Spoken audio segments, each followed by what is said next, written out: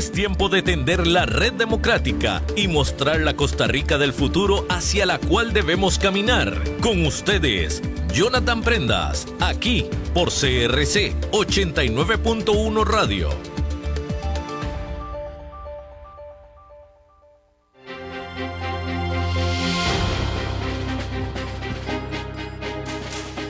Saludos, ¿qué tal? Mis buenos amigos de Red Democrática, bienvenidos nuevamente a una edición de Red Democrática, siempre desde acá de la cabina principal de la 89.1 para todo Costa Rica y por supuesto por plataformas digitales en @CRC 89.1 Radio, @Jonathan Prendas, @Red Democrática, en TikTok también en @Jonathan Prendas para poder difundir más ampliamente todos los elementos por los cuales vamos a estar hablando, gracias a la producción de la Fundación Red Democrática que sigue dando temas para que usted, amigo y amiga, en donde quiera que nos escuche, en casa, en el carro, en el trabajo, de manera diferida por las diferentes plataformas, como por ejemplo el canal de YouTube de Red Democrática, podamos hacer conciencia y entre todos construir la mejor versión de la Costa Rica en la cual nuestros hijos y nuestros nietos puedan llegar a vivir.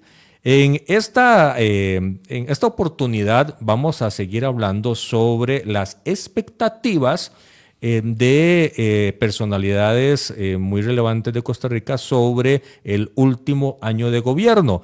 Recordemos, como ya lo dijimos en el episodio previo, que el próximo jueves, 1 de mayo, los diputados inician su último año de gestión y el próximo 8 de mayo la Casa Presidencial, el presidente y los ministros empiezan el último año de su gobierno. Expectativas hay muchas, en medio está un año electoral, hay muchos puntos que anotar sobre las IES, muchas comas que sumar para poder hacer una lectura lo suficientemente estable y fuerte para poder desarrollar una línea de criterio de lo que todos podemos esperar, que a final de cuentas deberíamos ir todos en el mismo norte de hacer de Costa Rica un lugar de bienestar. Sin embargo, para gustos colores y no necesariamente lo que está sucediendo le gusta a unos o es afín a otros. En el anterior capítulo de esta serie, de este especial, tuvimos a Daniel Calvo, que nos analizaba desde el punto de vista como analista político lo que él ve de esta problemática en función de la Asamblea y del Poder Ejecutivo. Hoy tenemos también a don Lenín Hernández, secretario general más bien del Sindicato de Enfermeros, Enfermeras y Afines, que como referente sindical de Costa Rica, con una óptica muy distinta a la tradicional en lo que a sindicatos se refiere, nos va a colaborar con hacer un recuento de cuál es su expectativa, cuál debería ser el tono y la acción de Zapote, de Cuesta Moras, en función de lo que Costa Rica necesita. Y para eso le damos la muy cordial bienvenida a un amigo que ya se sabe que es de la casa, don Lenín Hernández, a quien le damos la muy cordial bienvenida. Don Jonathan, muy buenos días. Siempre es un honor estar por acá. Saludos a don Francisco, a los compañeros aquí en cabina, por supuesto, al público que nos sintoniza.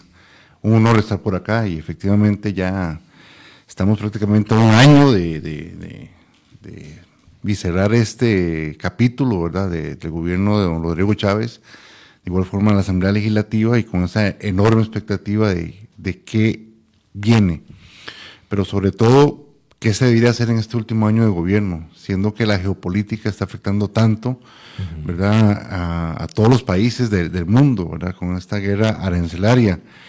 Y es un honor estar por acá, Jonathan, para darle nuestras perspectivas al público que nos sintoniza en este momento. Te agradezco mucho, Lenín, por estar acá, por sacar de tu agenda.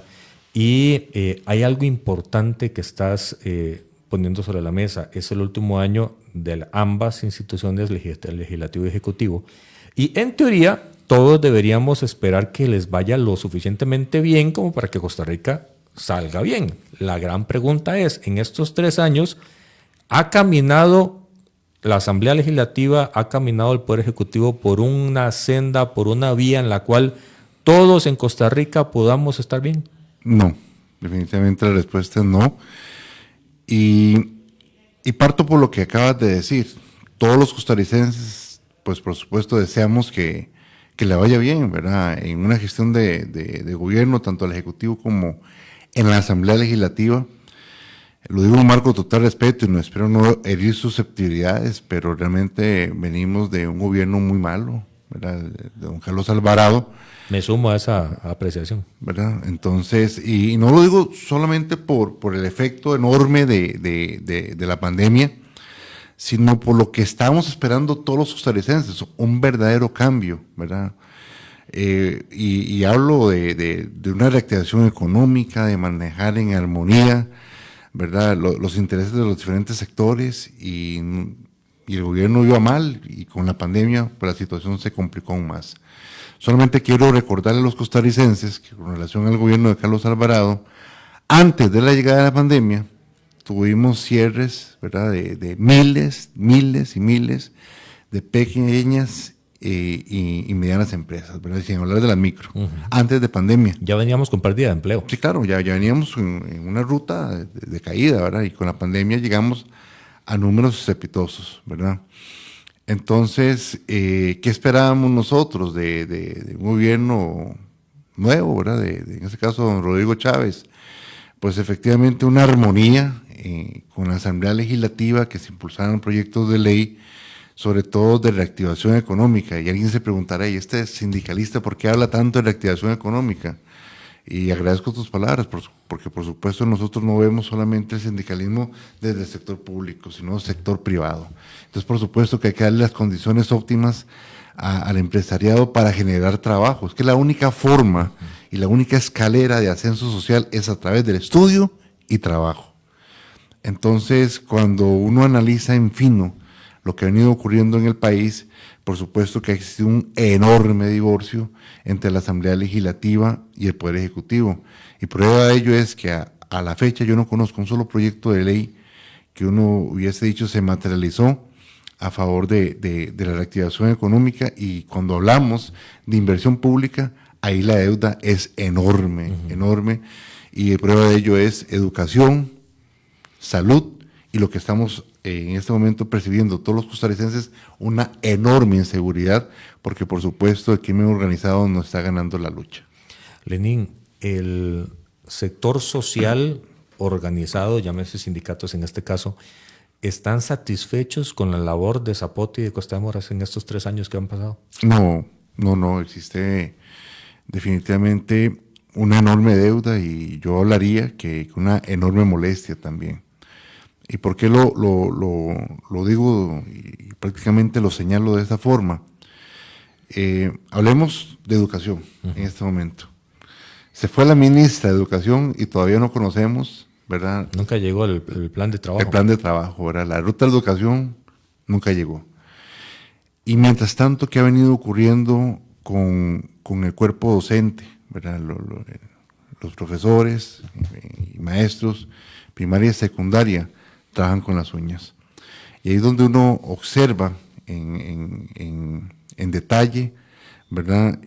Cómo tenemos escuelas y colegios totalmente deterioradas, los docentes sin tener los recursos necesarios para poder darle, ¿verdad?, la educación a los estudiantes.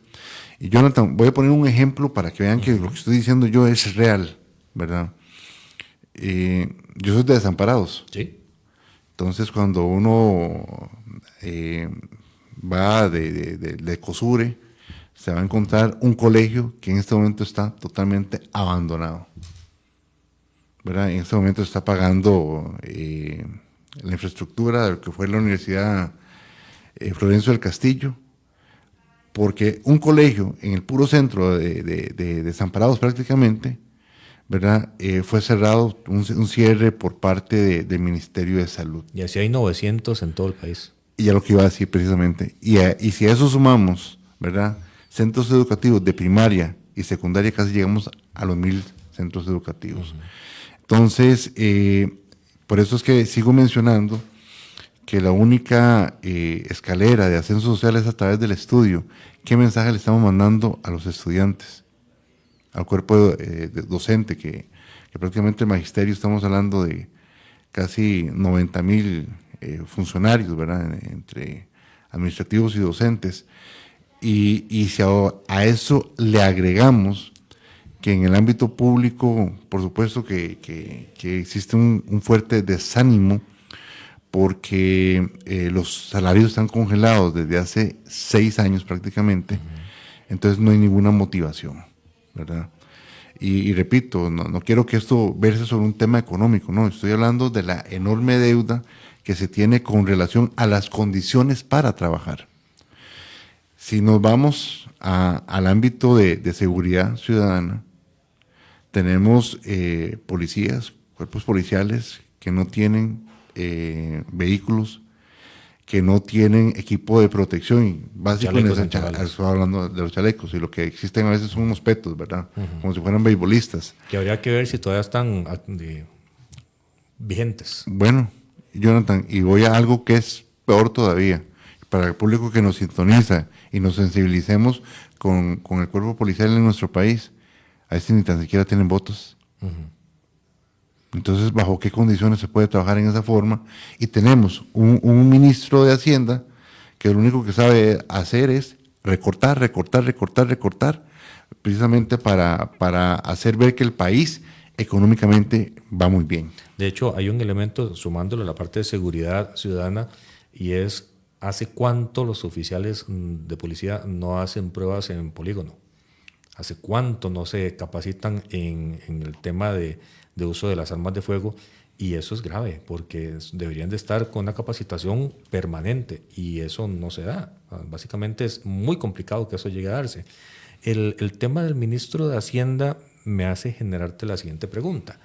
¿Cuál ha sido el enfoque de estos 3 años de Casa Presidencial con el país? ¿Ha sido estricta y únicamente fiscalista, macroeconómico, presupuestal? Para mí ha sido fiscalista y populista, le agrego. ¿Verdad? ¿Por qué lo menciono? Porque cuando en algún momento el señor presidente de la República habló de una economía jaguar, que no fueron ellos, fue afuera que con la información que les daban pusieron ese título. Sí, pero lo adoptaron muy bien, ¿verdad? Digo yo, porque después vino el tema de jaguar, ¿verdad? Pero el asunto es el siguiente. Si vemos los números macroeconómicos, Jonathan, claro que hay que aplaudir. Y estamos en un crecimiento económico de un 4%, la OCDE dice que un 3,8%, pero ¿en qué áreas? Es como decir que la casa está bien pintada por fuera. Yo diría que por supuesto que sí, y vamos a profundizar, ¿verdad? Porque exactamente, eso es como el exterior nada más. Entremos a la profundidad. Inversión en obra pública, ¿cómo estamos en obra pública? ¿Qué proyectos, verdad, están dejando para el gobierno que sigue del actual gobierno de don Rodrigo Chávez en infraestructura? ¿Algún proyecto grande? Más, se quedaron estancados con Ciudad Gobierno y hasta ahí. Lo digo porque lo acabamos de mencionar con educación. Mismas escuelas, además, escuelas más deterioradas, colegios más deteriorados. Si hablamos de carreteras y obra pública importante, además, el último dato que señala es que la construcción viene de caída. Así es. Y nótese lo que voy a decir, porque siempre los procesos de obra pública y cuando la construcción fluye en un país, los procesos de encadenamientos van a la par. Entonces la economía, empleo. claro, es lo que voy, genera empleo. Y cuando hablamos, ¿verdad?, de la caída del turismo, y esto es grave, lo que está pasando en el turismo, porque lo que nos están diciendo en líneas generales, el país ya no es un atractivo, el país es inseguro. Y si a eso le agregamos al tema, ¿verdad?, de esta guerra arancelaria que se está dando por parte de Estados Unidos, China, que va a aumentar costos, ¿verdad?, de producción, y de repente una recesión en Estados Unidos y en otros países, ya la persona, ¿verdad?, de X país ya no va a estar pensando en estar viajando, ¿verdad? Y el tema de turismo, recientemente, hoy, hace unas horas, vi un comentario del presidente del Banco Central que dice que no puede asegurar que el costo de vida y el factor tipo de cambio sea el determinante para que lo del turismo venga a la baja. eso es una falta de conciencia sobre los verdaderos focos de problema que tiene el país. Es una desconexión total lo que él está demostrando con sus comentarios. Por supuesto, ¿verdad? Está como en otro mundo, más bien. ¿Y por qué mencionamos todo esto, Jonathan? Para ahora sí aterrizar. Porque cuando vemos los números y los porcentajes que yo lo digo, son groseros, son fríos, ese porcentaje de población en pobreza y pobreza extrema no bajan. Pero seguimos en ese 20% de la población en pobreza, casi un 6% en pobreza extrema. Y cuando vemos otros datos, otros indicadores de empleo, ¿verdad? Que en apariencia la cosa va bien, veamos los números completos. ¿Cuánto es la población que está desempleada? ¿Cuánto es la población que está bajo la informalidad?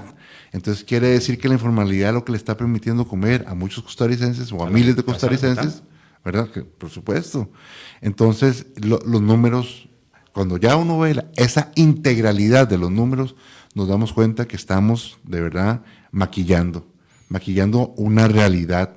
Entonces la macroeconomía no va acompañando, ¿verdad?, de lo que es importante, diría yo, que es, por supuesto, tener una Costa Rica próspera, inclusiva, que genere esas oportunidades para el sector privado, para la micro, pequeña, mediana empresa, para los trabajadores que están en emprendedurismo, ¿verdad? Entonces, el trabajador independiente, no están las condiciones dadas. Y a mí me parece, Jonathan, y para terminar de marcar lo que está ocurriendo, y es como la tercera vez que lo digo en este momento, pero que la inseguridad en nuestro país es lo que nos está ganando. ¿Y por qué? Porque hace mucho tiempo se dijo, ¿verdad?, el mismo presidente del Banco Central, que el 30% de los dólares de este país, no se sabe de dónde vienen. Entonces, claro que aquí estamos hablando de que tenemos una situación muy grave con el narcotráfico y las actividades delictivas, ¿verdad?, producto de crimen organizado en nuestro país. En los últimos 3 años, Lenín, también el presidente ha tenido un tono confrontativo con básicamente todos los sectores del país. Quien no quiera darle la razón o quien no quiera apoyarle la línea de trabajo que él tiene, la forma en que él responde es confrontativa. Vos has sido uno de los puntos de ataque desde Casa Presidencial. Para este último año de gobierno, ¿qué expectativas tendrías vos? ¿Qué podrías decirle a Casa Presidencial y a los mismos diputados sobre la línea de trabajo que se espera, no solo en ámbito sindical, sino, como hemos hablado, en la gente? Yo pensaría, Jonathan, si tuviéramos políticos, ¿verdad?, y me refiero tanto en la Asamblea Legislativa como en el Poder Ejecutivo, pensando en Costa Rica, yo les diría, como una recomendación, hagamos una agenda país de los temas que son importantes. Y trabajemos juntos. Empujemos. Pero ¿Crees que los sectores que han sido atacados por Zapote se sumen en una agenda país si él tiene la disponibilidad y la apertura de trabajar por eso? Sí, yo pensaría que sí. Todos queremos una Costa Rica que nos brinde esas oportunidades de construir, no solamente pensando en el presente, sino en el futuro. Jonathan, y voy a poner un ejemplo de lo que estoy mencionando, ¿verdad? Ya El Salvador nos está ganando en todo, ¿verdad? Y lo digo en comparación al último tema que mencioné, tema turismo. Ya no está ganando El Salvador. Ya dejamos de ser la Suiza centroamericana. Ya dejamos de ser el país más feliz del mundo. Ya dejamos de ser el pura vida. Es que nosotros tenemos que hacer ese acto de conciencia para todos los costarricenses. Estamos en una situación complicadísima. Entonces, por supuesto que no estamos frente a discusiones técnicas ni decisiones técnicas, sino frente a decisiones políticas. Pero aquí tenemos un agravante, y porque yo soy tan poco optimista, ya están pensando en 4 años más, ya están pensando en temas de diputaciones, ya ese tema, ¿verdad?, de la oportunidad de construir, la veo muy lejana. Y lo veo más bien en un tema de nuevo, ¿verdad?, de montarse en la campaña electoral, de empezar a prometer. Además, veámoslo de esta forma. Y a propósito de lo que me dijiste, de que prácticamente se ha tenido una posición confrontativa con gobierno, y es algo mutuo. Por supuesto que sí, porque cuando hablamos de la caja, Cuando hablamos de la vida y la salud de los costarricenses, con esto no se juega. Y yo he sido muy crítico por parte del señor presidente de la República. Cuando le conviene, dice que la caja está quebrada.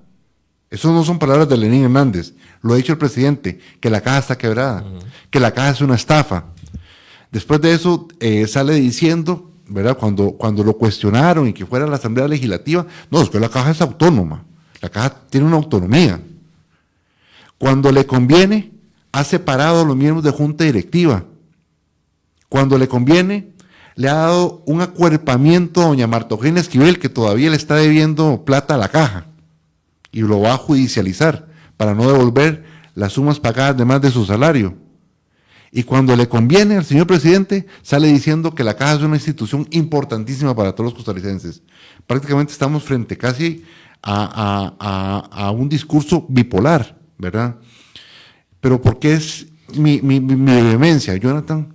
Porque las decisiones que se toman en la institución le afectan la vida y la salud de miles de costarricenses, como por ejemplo la lista de espera. ¿Por qué crees que Zapote en estos 3 años, Casa Presidencial, el mismo presidente, ha tenido ese único canal de comunicación, confrontación? La confrontación le ha servido al señor presidente como un medio de distracción. Recuerden la enorme deuda que gobiernos anteriores tienen con la institución, ¿verdad?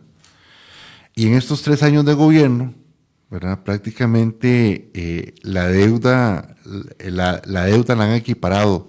Es decir, en los 16 años de deuda de gobiernos anteriores, de 2 billones de colones. Con la caja, ¿verdad? Tanto en el seguro de salud como en el seguro de pensiones, en esos 3 años de gobierno la han igualado. Es decir, en esos últimos 3 años de gobierno, don Rodrigo Chávez y don Hugo Acosta le están adeudando 2 billones de colones más. Es decir, que vamos a ver, ellos recibieron el Ministerio de Hacienda una deuda de casi 2 billones de colones con la caja. Ya va por 4. Ya va por 4. Dice el ministro de Hacienda que cuando le comprueben la veracidad de los gastos en los cuales ha incurrido, que él está dispuesto a una forma de pago. El señor ministro, en este caso, es un irresponsable y un carebarro.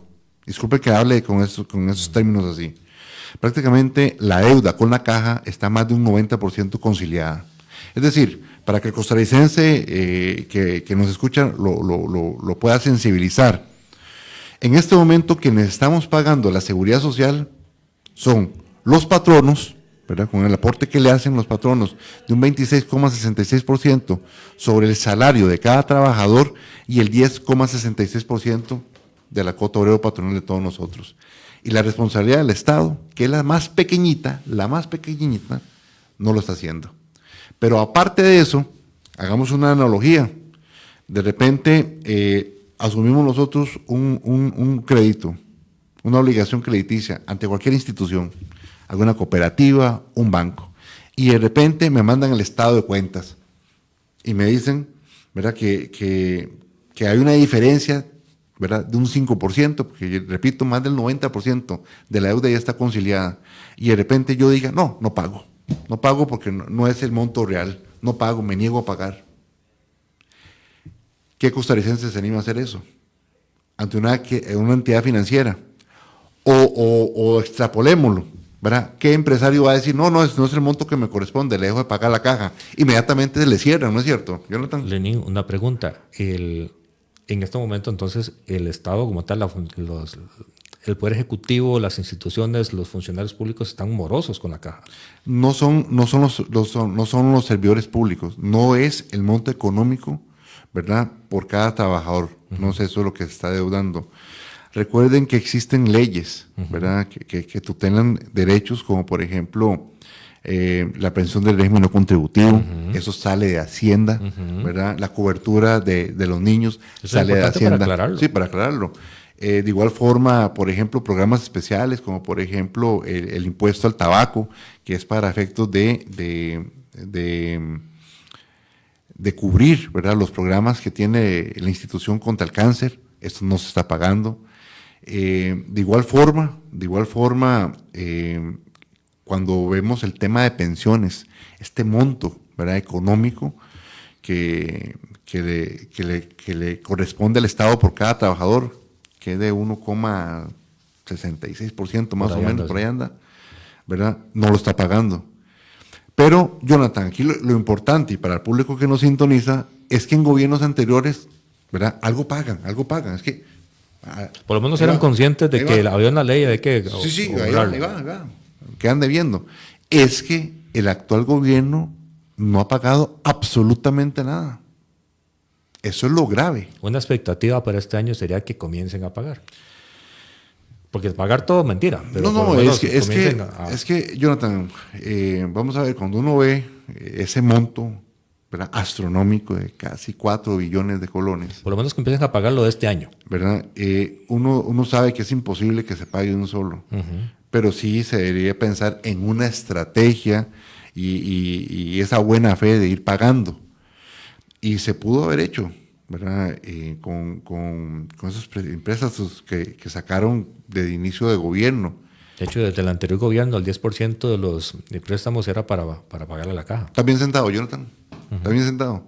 Ni eso le han pasado. Están al Banco Central, yo sé. Ni eso. Entonces, ahí uno observa, ¿verdad?, que el discurso, ¿verdad?, de don Nogui Acosta y el discurso del mismo presidente de la República, ¿verdad?, uno es hacia la gente, ¿verdad? Y más aún molesta cuando uno ve al señor presidente de repente inaugurando EVAIS, obras que no son de él. ¿Por qué? Porque realmente no está creyendo en la seguridad social. Si creyera en la seguridad social, yo hubiesen llegado a un arreglo de pago. Pero el otro motivo por el cual, ¿verdad?, es tanto ataque a la junta directiva, a los sindicatos, Lenín sin palabra, todo lo que dice, ¿verdad?, es por lo siguiente. Al no pagarle a la caja, no está asumiendo, ¿verdad?, el Ministerio de Hacienda esa obligación.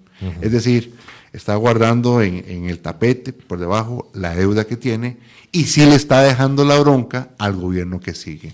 Y presentando un balance de los estados financieros del país distinto a la realidad. Exactamente. Porque sin pagar es muy bonito decir que estamos con el cuello hacia arriba. Que estamos saliendo del déficit fiscal cuando repito, ¿verdad?, no es así. Igual con las reservas internacionales. Si ese 10% desde el gobierno pasado que se estaba aprobando está en el Banco Central, entre otros movimientos, entonces no necesariamente todo pinta como debería ser y como dicen que es. Correcto, Jonathan, con ese agravante, ¿verdad?, de que yo no veo, ¿verdad?, no he visto ese equilibrio entre el desarrollo económico y la parte social. Creo que existe un enorme divorcio. Y ese sería casi que eso, más el comenzar a pagar la caja, las principales expectativas que ustedes tienen.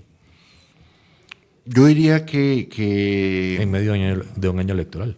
Yo diría, Jonathan, que se queda corto. ¿Por qué? Porque yo pienso que, y lo digo en un marco de total respeto, y creo que los costarricenses en este momento van a apoyar lo que voy a decir. Me parece que el elemento número uno, Jonathan, que el país debe abocarse es a la recuperación de la seguridad individual de cada costarricense, la seguridad social. La seguridad ciudadana. ¿Por qué digo esto, Jonathan? Porque en este momento, ¿verdad?, los jóvenes, y sobre todo de áreas rurales, de extremo, de los puertos, ¿a qué están apostando los jóvenes? No están apostando al estudio. No. ¿Verdad? Son presa fácil. A lo mucho a emprender, a ver si lo logran, pero... Sí, pero uno sabe que tampoco. Las condiciones no están dadas, Jonathan. Entonces, son muchachos, Jonathan, te lo digo con conocimiento de causa, sí. ¿Verdad?, que están siendo atrapados por el narcotráfico, el narcomenudeo, el sicariato. Se dedican al narcomenudeo en sus propios centros educativos. ¿Para efectos de qué? De comprarse un reloj, un teléfono. Les regalan teléfono, les regalan relojes, les regalan zapatos, y les regalan algo para que tengan, pero eso es mendicidad dentro de todo lo que es el crimen organizado. Exactamente. Pero así empiezan, ¿verdad? Entonces, están capturando a nuestra juventud. Ya tenemos zonas en el país donde se están pagando peajes. Esto afecta, lo mencioné en el macro, ¿verdad? Al turismo. Pero en lo corto, ¿verdad? Eso es perder la confianza en un sistema. ¿Y cuál sistema es? ¿Verdad? Y es el producto de lo que nosotros conocimos en un momento. La paz social, Jonathan. La paz social no tiene precio y la paz social tiene que ver no solamente con elegir a nuestros gobernantes, tiene que ver con las condiciones dadas, ¿para qué? Para que todos los costarricenses tengamos una oportunidad de una Costa Rica próspera, inclusiva, que genere estudio, que tenga las oportunidades de estudio y de trabajo. Es confianza, es generar la capacidad de tener esa confianza de abrir un negocio, de ser parte del encadenamiento de un tema turístico, de salir a estudiar, de ver que estudiar genera un rédito. En este momento no, porque no solo la calidad es mala, sino que las oportunidades para trabajar después de estudiar no están tampoco. Entonces, cuando uno analiza esto, Jonathan, ¿verdad? De las condiciones dignas y legales para uno prosperar en la vida versus lo que está ocurriendo, estamos hablando de narcomenudeo, de asaltos, robos, estamos hablando del narcotráfico a todas sus escalas, estamos hablando del sicariato. Entonces, ¿en qué nos hemos convertido, Jonathan? Esa es la pregunta. Y si vos lo ves de repente en la calle, ¿verdad? Y cuando hablo de la calle, hablo de cuando uno pasa enfrente de las casas, ¿verdad? Que están en vía pública, los portones, candados, cadenas, que Dios guarde un incendio, ¿verdad? Le cuesta más Claro. salir que entren los bomberos. Las personas jóvenes esperando vivir en un condominio, ¿verdad? No tengo nada en contra de los condominios, estoy hablando del aislamiento, ¿verdad? Que nos estamos haciendo para efectos de tener mejores condiciones de seguridad. Lenín, hay un elemento particular dentro de este último año que genera morbo para unos, expectativas para otros, pero es parte de la realidad potencial que vaya a suceder. Y es que el 31 de julio se vence el plazo para que todo aquel funcionario público que quiera aspirar a una diputación pueda salir de su puesto. Y dentro de lo que se dice está el nombre del presidente de la República. Dentro de las expectativas democráticas del Estado de Derecho, de la capacidad de que el país siga adelante, ¿cuál es la expectativa de los grupos organizados, grupos de presión, sindicatos, sobre esta hipotética salida del presidente? Vamos a ver, lo digo también un marco total respeto, ¿verdad? Pero es parte de esta inestabilidad política del país. Vamos a ver, ¿en qué momento histórico, ¿verdad? Hemos llegado, ¿verdad? Haciendo un recuento cronológico, de pensar en la eventual renuncia de un presidente, ¿verdad? Para aventurarse a ser candidato. ¿Bajo qué proyecto país, ¿verdad? ¿Bajo qué supuesto proyecto país uno se esperaría semejante ocurrencia? Y si me lo preguntas, ¿verdad? Desde el punto de vista de los sectores, nos da igual si es diputado o candidato a diputado, sigue siendo presidente. ¿Por qué? Por lo que mencioné anteriormente. Son 3 años de gobierno y nosotros no hemos visto ningún cambio positivo, ¿verdad? Me refiero. A excepción, ¿verdad? A excepción del manejo de la inflación, pero ya lo dije, ¿verdad? Lo mencioné anteriormente, los números no coinciden con una realidad. La macroeconomía no responde a lo que realmente estaba viviendo el país y que de repente es una bomba de tiempo. Pero lo que sí se genera es una enorme inestabilidad, polarización, una división de agendas, una falta de capacidad por parte del Ejecutivo, por ejemplo, de no tener un partido político. Y menciono todo eso, Jonathan, porque significa más improvisación. Y Costa Rica no está para más improvisaciones. Si se diera la salida del presidente a partir de agosto, ¿habría algún tipo de expectativa o simplemente sería mantener el carro encendido porque no se puede apagar a esperar a que alguien más agarre la batuta? Yo pienso, Jonathan, que la situación del presidente, ¿verdad?, sí nos debe preocupar a nosotros en algo. E insisto, ¿verdad?, en el mismo tema. ¿Cuál es la agenda país?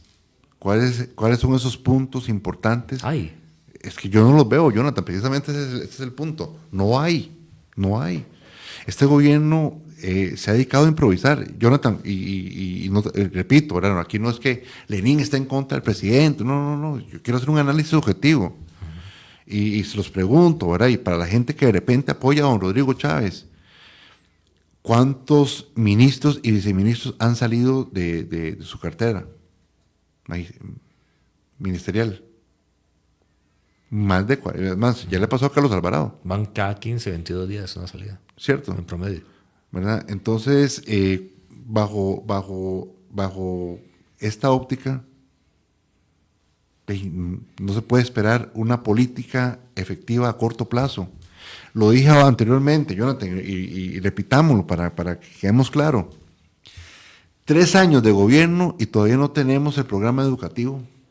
Más, te voy a contar algo, Jonathan, que esto me pasó hace unos días atrás. Uh-huh. Una madre de familia me buscó. Don Lenín, es que me pasó una tal situación con mi hijo que hizo las recientes pruebas de... Faro. Sí, ¿verdad? Yo creo que ya no tenemos Faro, bueno, pero... Esa es la idea. Esa es la idea. Y resulta ser que mi hijo hizo el examen, no pasó las pruebas, hizo de repente de nuevo las convocatorias, perdió la prueba y me están diciendo, ¿verdad? Me le están diciendo que ya tiene que ir a otra modalidad, bachillerato por madurez, porque ya en educación de una no. Yo fui al colegio y hablé con la directora para efectos de que me permitieran repetir el año, porque ha sido un esfuerzo que mi esposo, el núcleo familiar, para que mi hijo vaya a la escuela, colegio, para que me digan que ya no, fuera del sistema, ¿verdad? Un muchacho con 17 años, este año cumple 18 años. ¿Y por qué menciono todo esto, Jonathan? Porque es un verdadero drama el que está viviendo esa señora junto con no sé cuántos miles de muchachos. Se le está mandando un pésimo mensaje con relación a la educación.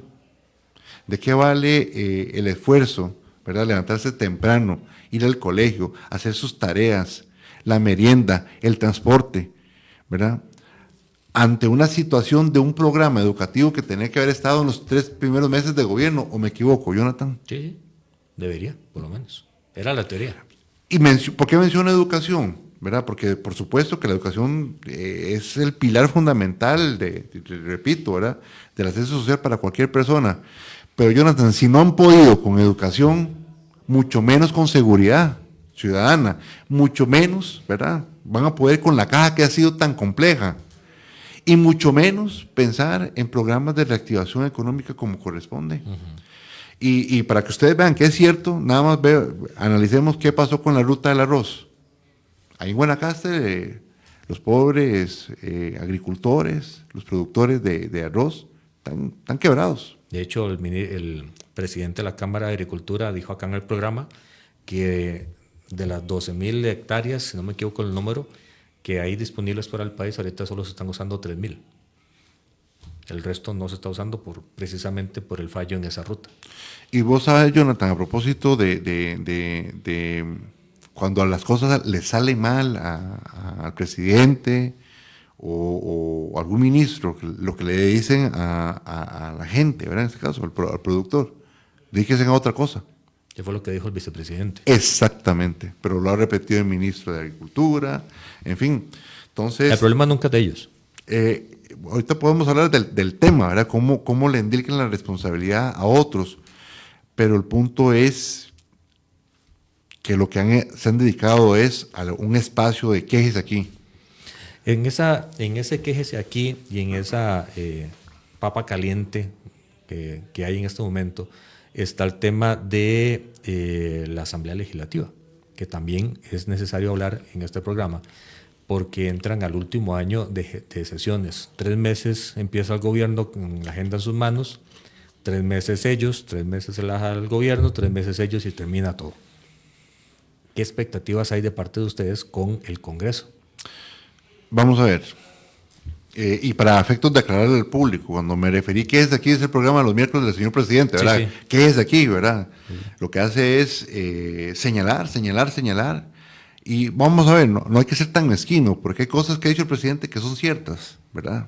A ver, el tema mucho va por la forma en que lo dice. Sí. Pero ahí, a ver, no podemos decir que Costa Rica es perfecto, jamás. No, hay muchas cosas que arreglar. Pero hay un detalle, Jonathan, y eso es lo que muchísimos costarricenses ya lo tienen claro, lo tenemos claro. De repente señaló las cosas que estaban mal, otras las tergiversó, otras mintió, pero aquellas cosas que estaban mal, el señor presidente ha demostrado que no tiene la capacidad de cómo resolverlas. Ni él ni su equipo, porque no estaba preparado para gobernar. Pero le tiran la culpa a la Asamblea, muchas veces. Vamos a ver, le echa la culpa a Liberación Nacional, a Unidad Social Cristiana, a la Contraloría, ¿verdad? a la Asamblea Legislativa, a la Sala Constitucional, ni qué. a los sindicatos, ¿verdad? A todo mundo menos él. Entonces ahí es donde ha quedado en evidencia que el señor presidente no tiene la capacidad para gobernar a favor de los costarricenses.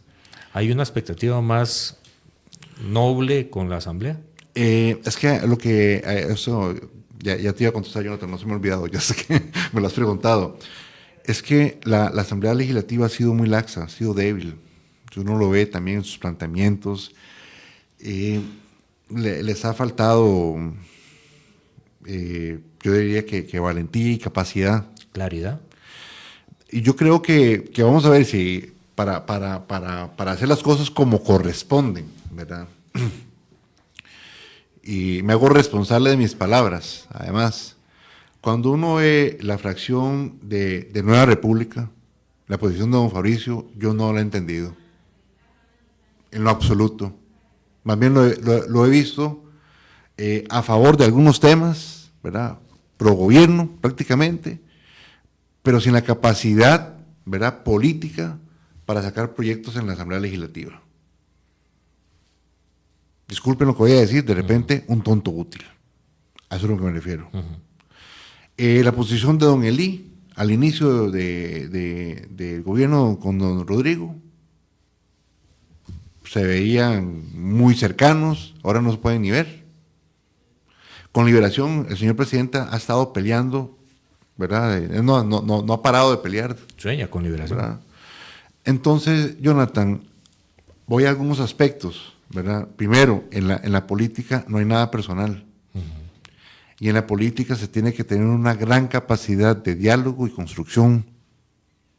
Si el Ejecutivo no construye, ¿quién tiene que construir? La Asamblea Legislativa.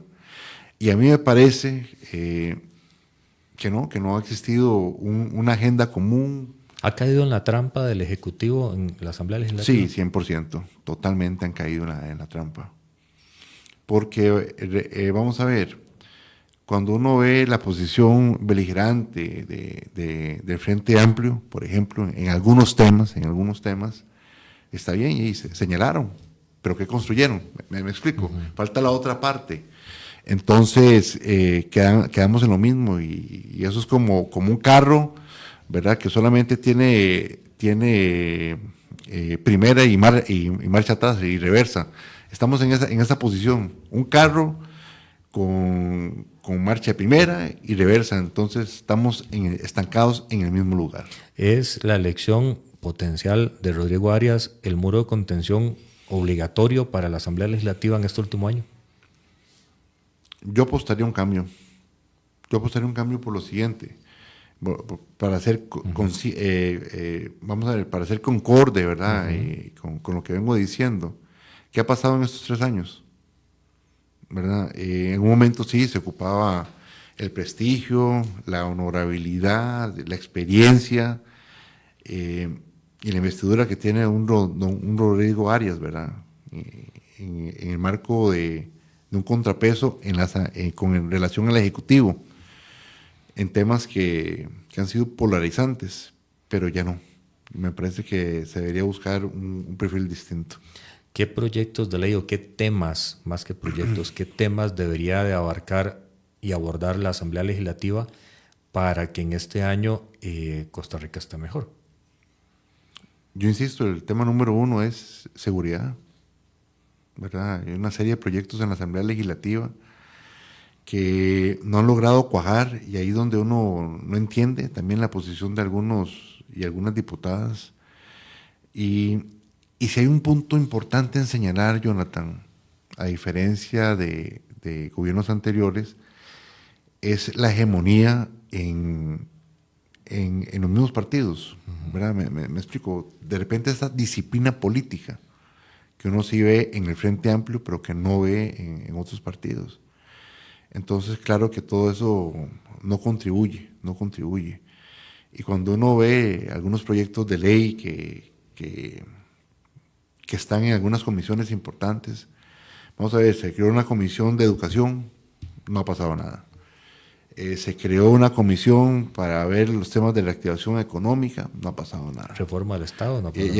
Ya te iba a decir eso, reforma del Estado, no ha pasado nada. Entonces, no, me parece que todo totalmente enclochado, por eso lo mencioné, ese vehículo que se le mete primera, pero inmediatamente te devuelve a la reversa. Entonces, estamos estancados como país. ¿El sector sindical se siente cercano a la Asamblea en este periodo? Vamos a ver, yo diría que hay diputados que han estado abiertos al diálogo con las organizaciones sindicales, ¿verdad?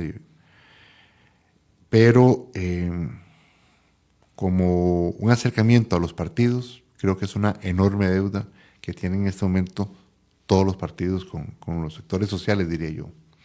Estamos en los últimos 5 minutos que nos queda de programa con un tema que también hay que tocar, que es la parte electoral.